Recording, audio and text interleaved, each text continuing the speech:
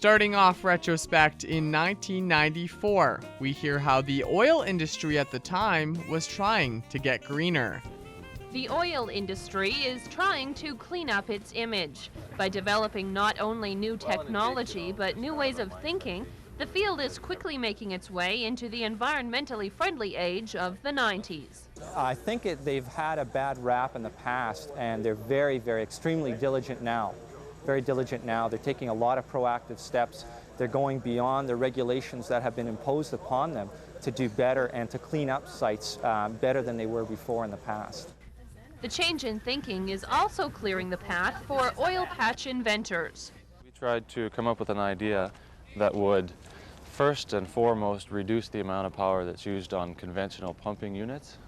Given the vast number of pumping units in Alberta and Saskatchewan at the rate that they're drilling new wells and expanding in the oil industry, we thought it was important that we could come up with a way that they could conserve power and even possibly retrofit existing units to cut down on the total demand on power.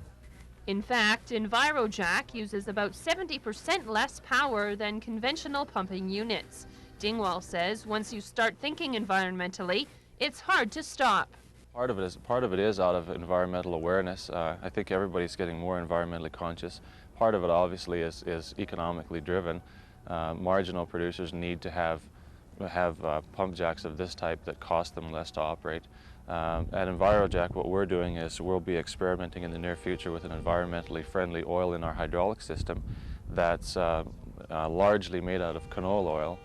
And moving ahead to 1998, residents are preparing to celebrate the centennial of Lloydminster. The Heritage Building has another touch of history. Before council Monday evening, the city was presented with a special commemorative plate. It states the date the building was founded as the old post office. It says Old Lloydminster Post Office, established 1930.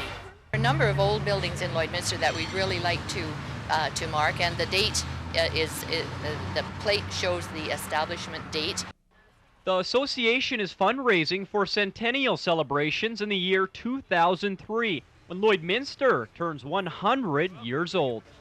When you're trying to raise funds to do a project, as in the celebrations for 2003, which is the 100th anniversary of the city, you start to use your imagination, and so we came up with the plates.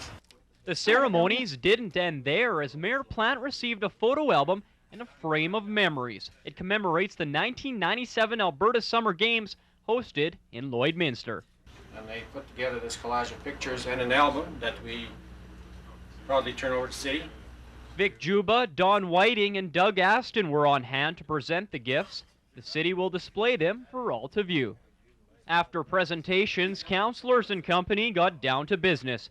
And that's it for this week in Retrospect. Retrospect this week is brought to you by Webb's Ford. Worth your while to drive the extra mile. Webb's Ford in Vermilion.